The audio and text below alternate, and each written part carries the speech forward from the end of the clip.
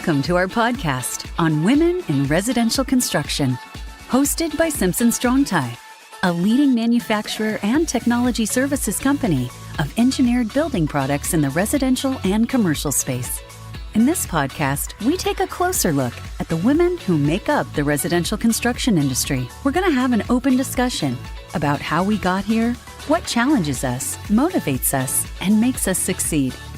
In each episode, we will be joined by 3 guests to get their perspectives on what it's like to be in this field.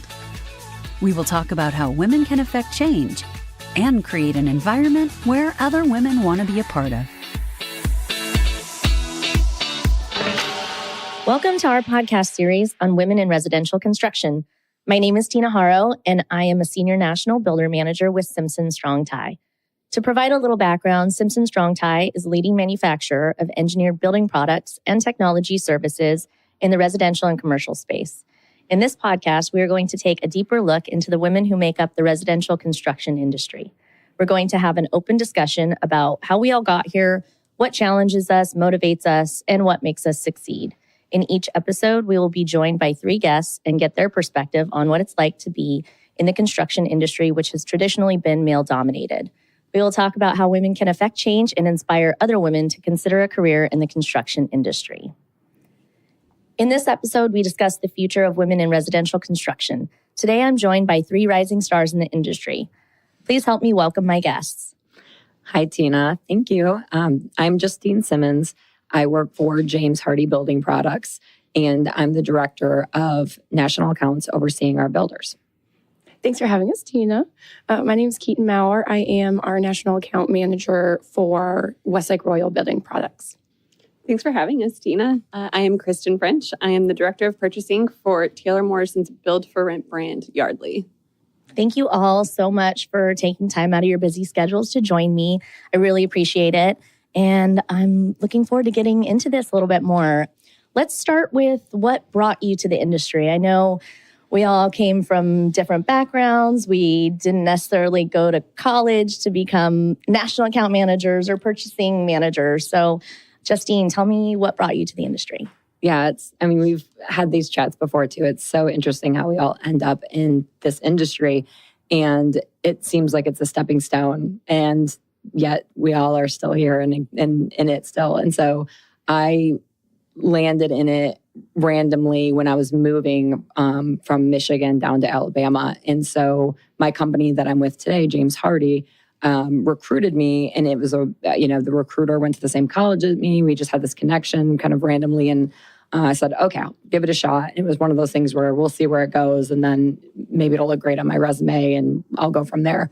And so I ended up, part of it is my company. I ended up just loving my company, and now I can't imagine leaving the industry. But I was fairly young, not long out of college when I got into it. And once I started, it was more one of those things where I couldn't imagine going outside the industry. And so it was just one of those random things that happened. Keaton, what brought you to the industry? Very randomly, as well, as you were saying. Yeah. You never anticipate going into an industry of building materials, right? Or home building. My friends love to make fun of me for it. Like, you're that roofing girl. Like, yeah, I am. But right after college, I had a family friend, and he said, hey, I think you need to meet with one of my friends. He's looking for someone. I said, okay, cool. I just graduated with a business degree. What's he got? And he goes, roofing, building materials. I go, oh, I didn't go to college for that. Thank you, though. He goes, no, humble yourself. You'll go meet with him. And met with him, and he ended up being one of my mentors for the past 7 years and helped me get to where I am now. That's awesome. Kristin? I got lucky enough that a company was looking for a culture fit, not experience. And so I really got to get on the ground, learn so many different departments with this builder. And it's so important that we have those opportunities. And so I'm very grateful for it. And I know that's getting ahead. But as soon as I got to go into the purchasing and the design, and I even did warranty, and everyone should have to do warranty for at least a month to have appreciation for customer service, I just fell in love with it. And I left the industry for 1 year, and I missed it. My heart's just in it. I love the smell of carpet, and I love the smell of wood. So I think I'm in it for a while. That's great. I can't agree more. And, you mentioned customer service, and I came from hospitality, and I agree with you. I mean, I think everyone should have to be in the service industry before entering any career, but especially a career in our industry, because it teaches you so many challenges that we have to overcome, especially as women in this industry. Tell me a little bit about some of those challenges that you have faced, but has also made you better and stronger at what you do. Let's start with Keaton. For me, it was just being a young girl entering in the industry. I had just graduated college. I had no idea what I was doing. And I started off as a design center coordinator, which for the building product side, I believe everyone should probably start at just to really understand the materials that we make to be able to speak to them. So what I found is so important is being able to have such great leaders to really take an interest in your career and to help you grow, to show you your strengths, your weaknesses, because with that together, you can continue to learn and continue to grow and climb, in that company that you really want. So for me, it was just being young and people not necessarily knowing if I really knew everything. And at the beginning, I really didn't. Fake it till you make it kind of deal. But I was confident in what I said. And then all of a sudden, I started having a passion for what I did. It's not necessarily a passion for building materials, but it's a passion for the industry and for the people in it. I started learning that every day is different. You work with different personalities. You work with different pieces of the business day in and day out. And that became a really exciting challenge for me. And so being able to really dive in and learn about the materials and what it is that's greater than just what we do. It's an industry as a whole and what we're doing for everyone. So found a passion for that. And I have the best mentors to help take an interest in my career and help grow me. That's been huge. Yeah, you make a good point. I mean, you have to have passion for whatever you do, right? I mean, in order to stick with it, it's so important to have great mentors, great leaders. But if the passion's not there, then you're just going through the motions. So, Justine, what drives you? What keeps you going? Such a interesting question. Well, obviously, personally, I have a family, and from the get-go, I would say, my husband would be day in and day out saying let's get up, let's go. But one of the things is when you're starting out, and Keaton mentioned it, and you're sometimes the only females in the room. Sometimes we were younger when we started, certainly, and this drive to prove yourself, and it's a quiet drive, right? That you feel both Keaton and Kristin mentioned starting on the ground level and learning something at the root. And so for me, I wanted to learn and know everything about our products and the industry, and I started to subscribe to different emails and different websites. I didn't want to walk in somewhere and someone say, hey, did you hear about the price of this went up or down? And me feel like I was not educated on it. So it was more of this internal drive to be educated. And I didn't want anyone to question me being in the room.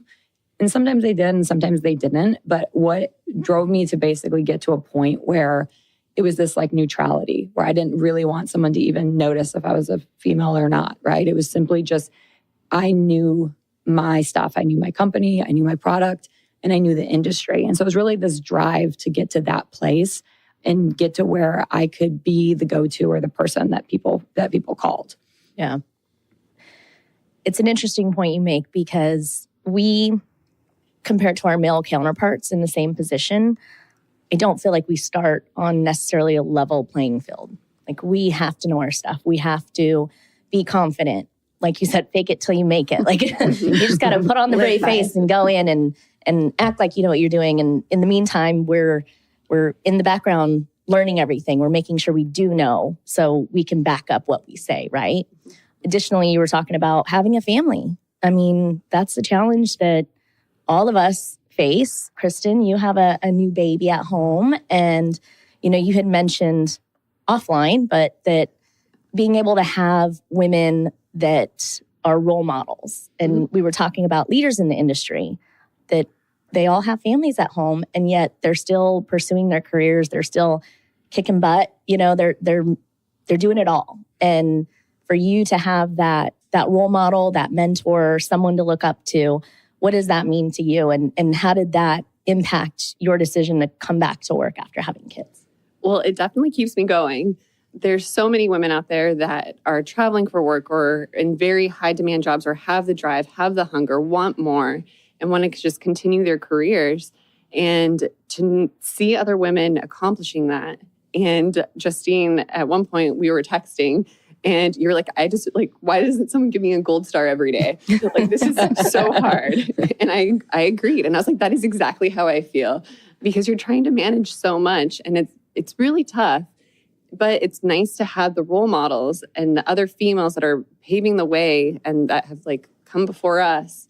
And that is a shift that I have been seeing is companies are also a lot more understanding. They're having more resources for us, coming back to work to make it easier and to make us to still be able to balance both, which is really difficult. But yeah, it's a journey and it's really nice to see other women doing it and that have gone through it.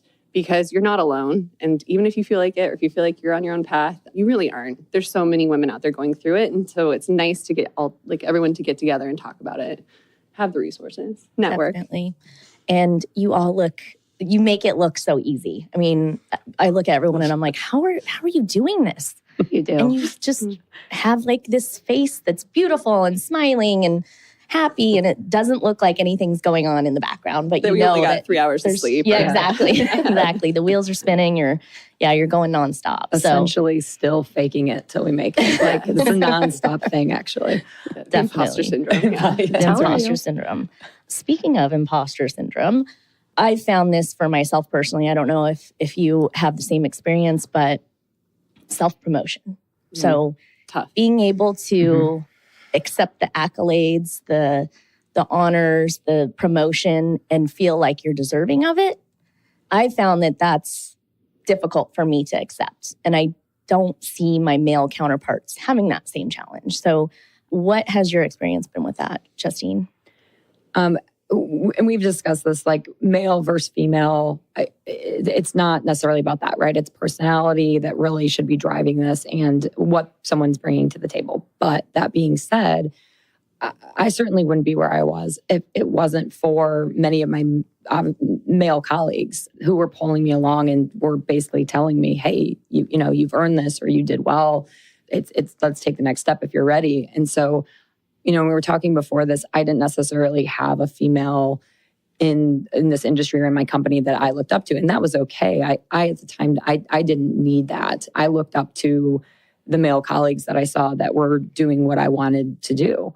And so I think for me, it's more about the fact that I've had people be able to help pull me along. And I've needed that because I don't think I would have sought it out. And we joke about imposter syndrome. I mean, I still have it to this day, and it's pretty well known that a lot of us talk about it and joke about it. But I say it's a blessing and it's a curse. And because in having that imposter syndrome, I feel like I'm constantly still double checking. I'm crossing my T's, I'm dotting my I's, and I'm still doing it to this day to make sure that I feel like I'm where that I should be, or I'm proving that I should be where I am. And that's, again, that's an internal thing. But I definitely think that you need, whether it's colleagues like we have, or we're sitting here talking to each other and saying, no, you are amazing.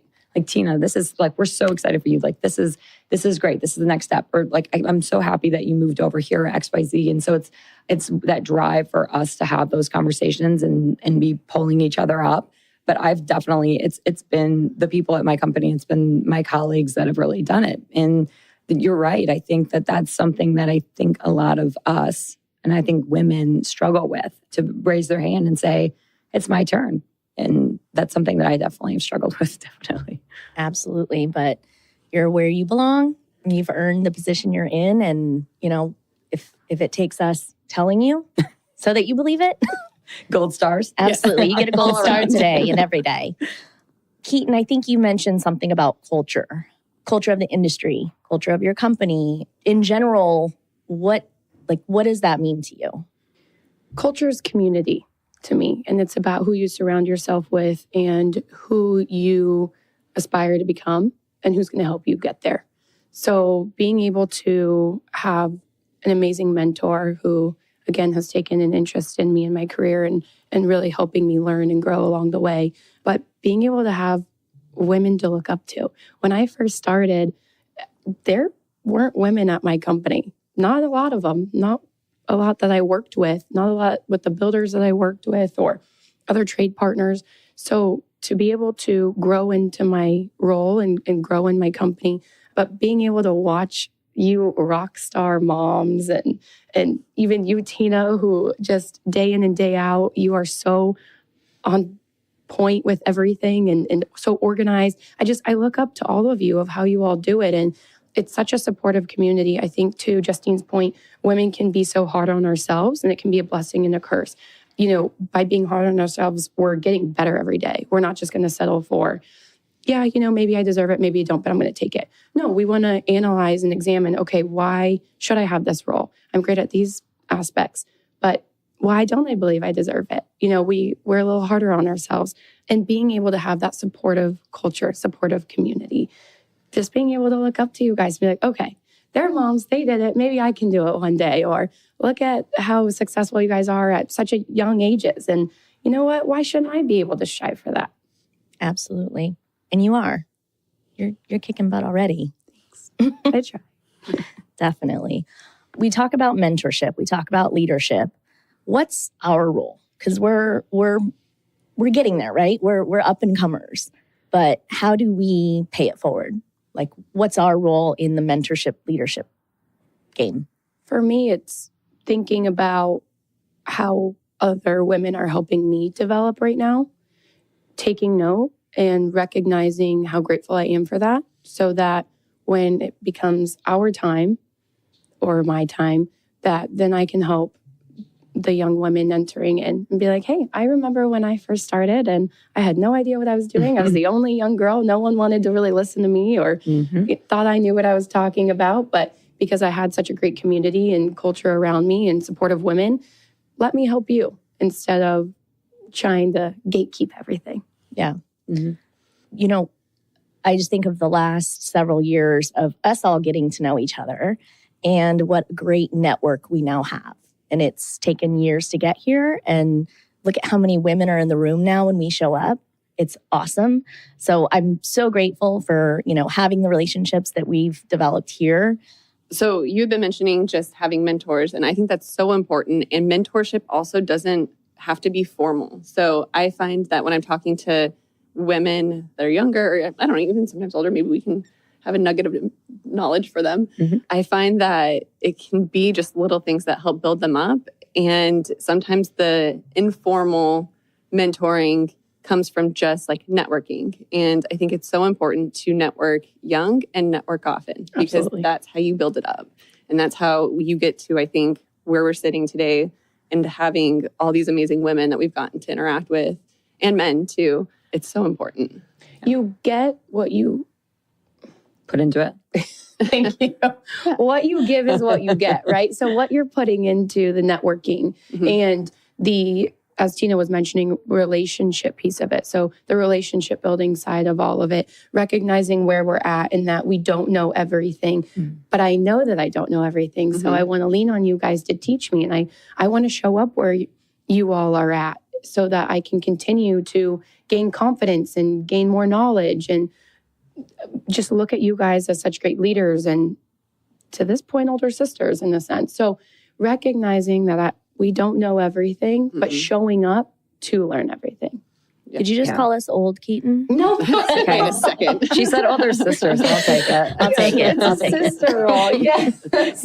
She would have said, these are like my moms. I would have knocked her off her stool. But I know, and I do think it's interesting, like you made the comment, Kristin, about having, you know, mentoring male versus female. So there's some up and comer females at my company that I'm happy to help. But I also think they have some really great mentorship with the men and vice versa. And so like when I talk to people, whether it's in the industry or at my company, it's 100% whether it's male or female. It's more about, you know, one of our discussions about the industry can be a little bit tough. And so whether it's a male or female, they could struggle kind of getting into it. And so I think being able to be a resource and it be open and it not be limited as, well, call me if you're a female. And that's it, right? So I like that to keep that door open. It's like, listen, I'm just about everyone. I'm learning every day. I tell people that. I have not reached even close to where I should be at. So every day I'm like, oh, that's interesting. That's new. That's, And so same thing. We're learning. We can gain knowledge from the people around us and vice versa. And so there's a lot of people just within the industry in our company that I think we can mentor and help as well. So. Absolutely. And Tina was, again, going back to the culture piece, the culture that, men they can just kind of roughhouse, right? And it's a love language for them to sometimes maybe pull us women into that and learning the difference of, no, it's their love language. They're messing around with us or roughhousing because they like us and they're including us, right? As opposed to looking at it and maybe being a little bit more sensitive. So also being able to help women along the way say, hey, that comment, it's good. If he's kind of messing with you a little bit, that means that he likes you. So take it as a love language type of idea rather than being a little bit more offended. Yeah. Which I still learn every day. Yeah. How to manage that.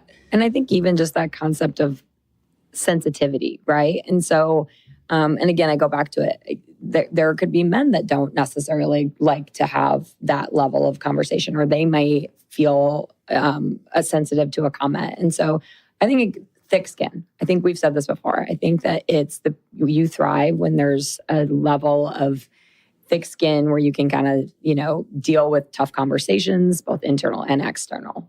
And I think you have to have a certain personality to do that. And being able to help guide people through that. And again, we're still every day figuring it out as well. But, being able to explain from our perspective and be able to share a story of, oh, this happened to me, is this similar to what you're talking about, is, again, just being able to have that resource versus potentially when we were kind of coming up into the industry, we may have not had anyone to ping that off of. Mm-hmm. And I also think to get the thicker skin, it's knowing your stuff and having that confidence that the details, there's a price increase and what's behind it. And that can be really tough to get to younger because you still have so much to learn. But also, if you can admit that you want to learn, a lot of people really strive with that too. Like they want to teach. And if you're open and just want to absorb it, then you'll have so many doors open for you too. It's just a matter of saying like, hey, I'm willing to learn. I know I don't know everything, like we keep saying. Yeah.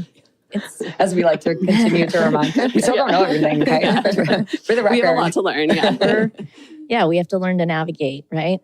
That's a huge one too, yeah. Yeah. So we talked a little bit about some of the challenges that we face as women in the industry, but are there some advantages of being women in the industry? I mean, I find that we have a different perspective, which can provide an alternative solution. Maybe we think outside the box. What's your experience been with, just the advantages of being a woman? Yeah, I think we were talking about it just earlier, but you stand out more. And so they might, I know this is going to sound bad, but if they have so many reps coming in and you're the only female rep that's coming in, that's a huge advantage because you are going to be more memorable. And then once they talk with you and all your stuff, then they're like, oh, okay, I actually really liked interacting with her. She gave me all the information. But I think, Justine, you were talking a little bit more about that. Yeah, I mean, I think that one of those things that, again, it's about stand out. And whether it's for the right reason, the wrong reason, regardless, it may get you in the door. Oh, this is interesting. And then what you then have to do is bring the substance, or that might be the last time you do get in that door. But I do think there's an advantage in just that we bring... The biology totally plays a part, and that's what we were saying. So sometimes we're a little bit more, paying more attention to certain details, and we're more, really good at follow-up, or, there's different things that we naturally have some abilities to do that I think outside of just being like, oh, this is interesting, I'll have you come in to talk. It's more about when there is a conversation about something important that we need to decide at our companies, right? And our perspectives that we can bring to it. Is I've often heard, oh, I hadn't thought of that, right? And so I do think that we're a little bit more introspective. a little bit, for better or worse, I'm kind of always thinking of worst case scenario. So I'm always, bringing in, hey, what about this? What if this happens? What if this happens? So I definitely think outside of that, I think we're just bringing that, we can bring these different elements that come natural to us that we don't even think about. To your point as well, it's the intuition piece. There's a lot of women at my company who I admire because we'll be in a meeting and we'll step out and say, my gut's telling me it's going to go this way, and some of the men will be like, well, I don't think so. They said this. Well, no, intuition. And 99% of the time, the women are right with that gut feeling. So even having that little advantage, just being able to be in tune and bring that piece to the business side as well. Definitely. Yeah. I think our relationships too. We've talked about this a lot, and some women would love hunting or golfing or doing these different events, and some of us do not. And so then you have to build a relationship in a different way. And so then we're also bringing forth this different avenue of sometimes what can be a deeper connection that we can create with our customers or our colleagues, because, sometimes we're getting deeper than just surface level. We're talking about families, or, we're diving in deeper with them on, again, work stuff, spreadsheets, et cetera, right? Let me get into this with you. And it just forges a bond sometimes in a different way than the traditional male colleagues of, hey, let's go fishing, which is 100% a great avenue as well, right? And a big fan of fellowship and getting together, and that's critical. I just think sometimes we have to do that in a different way. And that can be hard, but then there's some advantages, like I said, to kind of how we have to get there. We talked about just diversity of a team in general too. Mm-hmm. So not, obviously this is a women in residential construction podcast, but we can't do it alone. None of us got here on our own. So the importance of just building the right team, right? Having diversity, whether it's gender, it doesn't matter. Personality. It's personality. It's, you might be really good at spreadsheets. I'm really good at taking people out. Planning. No, you're very good at planning events. I'm a planner, that's for sure. So what has made your teams successful? And what's your strength? What do you bring to that team? I would say it's like an ingredient, like I'm baking a cake, right? So it's like the different ingredients, and I need more of that, but just a dash of this. And I think having a combination of people who can, again, entertain, be able to make connections with our customers.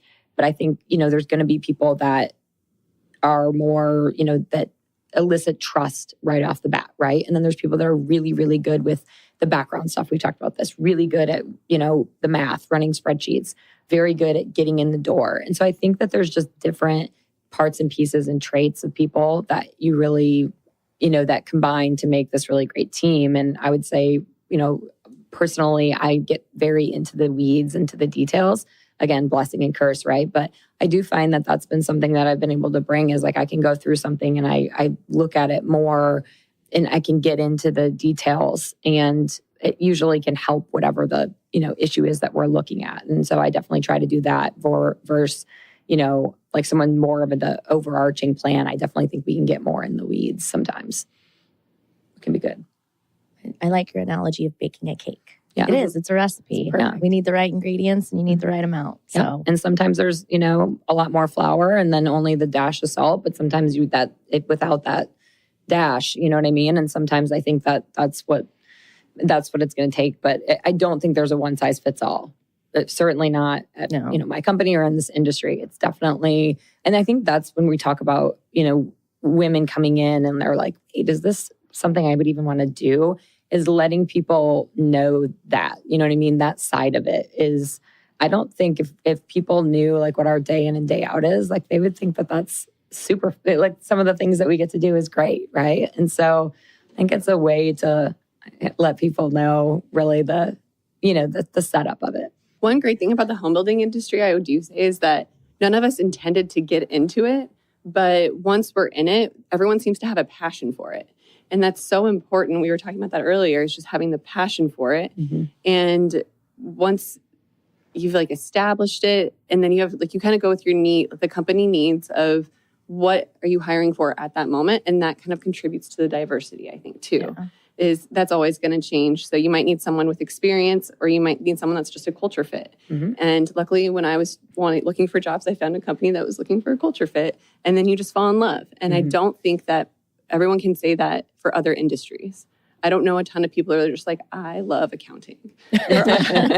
So I think that's a huge benefit of the home building industry is most people who fall into it just love it. Yeah, I don't see a lot of people exiting it.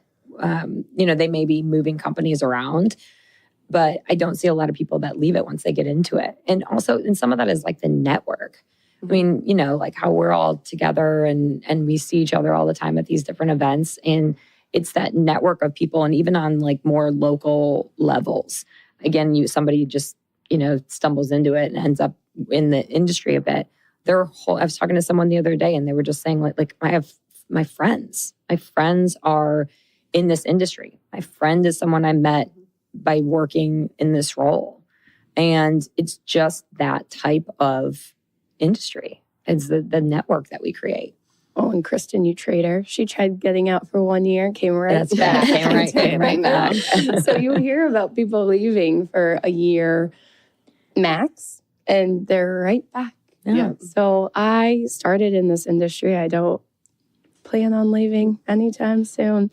You girls are stuck with me. Yeah. We're happy Gladly. to have you. Yeah, I can't imagine changing industries. And it's funny, you mentioned like explaining to someone your day-to-day and like trying to explain to someone that's not in the role what our job is. It's really challenging. It's like, wait, what do you do? I don't know. Just go with it. Yeah, that's right. My parents are always telling me, "Oh, I'm so sorry. You have to go. You have to travel go again. You need to go take your client out." And I do. You have to go to Nashville to record a podcast with your friends. That's right. Listen, late nights, early mornings, it can get tough out here. Yeah. They're like, what do you do? I'm like, I sell siding. Like, you know what I mean? And that's what, when it comes down to the root of it, you're like, siding. Building products, right? baby. Yeah, it's building products. I develop relationships. Yeah, that's right. That's what we do. You need any roofing or stone? And it's funny, no one knows what we do. I'm sure it's same for you, but like friend-wise, family-wise, until, my dad, he's like, hey, so you are in roofing. Right. Dad, you know this. I need a new roof. You got any connections? That's when they remember what you do. Good for you. What's on your roof is something I make. So. That's right. That's great. Or the design tips. As soon as they're like, ooh, what would look good? Yeah, exactly. So again, we've talked about culture and mentorship and leadership. Within your individual companies, how are you being supported with your career path? And are there any specific women leadership courses or groups or anything that's helping elevate you? Yeah, absolutely. So earlier this year, Taylor Morrison announced the creation of a first of its kind like board fellowship program. So it opens up the door for 2 different candidates to come in and actually get board level experience, and so that they can go and transfer that to some other company or actually go sit on other boards having that fellowship experience. And having a company, Taylor Morrison leading the way with that, is so inspiring because it shows that they're really focused on giving everyone opportunities where they may not have it previously. And even like Cheryl Palmer, she's the CEO, very inspirational to see everything that she's done for the building industry as well. Definitely. I mean, that's an awesome role model to have. Definitely. To have a female CEO. What a great program. Yeah. That's really exciting. Hopefully, more of that to happen for other companies. And that's a good example, right? Absolutely. Yeah, that's great. Westlake is great with every quarter. There's a Women in Westlake, a huge seminar that goes on, and it's online, and you don't have to attend, but everyone does. All the women throughout, the different building products categories, and you have all the way from the C-suite to people like me, and so on the sales side. So it's really cool to be able to see all of the women come and support and teach on different points of the business. And hey, if you have any questions or need anything, here's who to reach out to. We want you to grow in this community, in this company. And I just think Westlake does a great job of pointing out, hey, there are women here who we want to continue to grow and nurture and pull to the top. So being able to even know who those contacts are is very helpful. Yeah.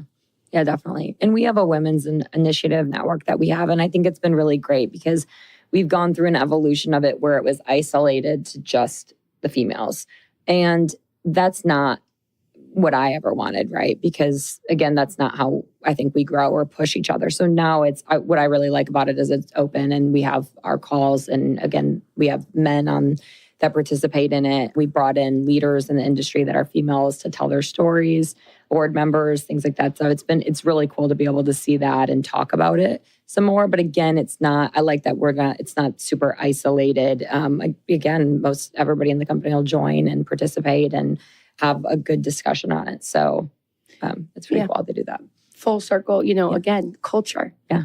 Westlake is so great at being able to map out, hey, if you want it, come take it. There are opportunities here.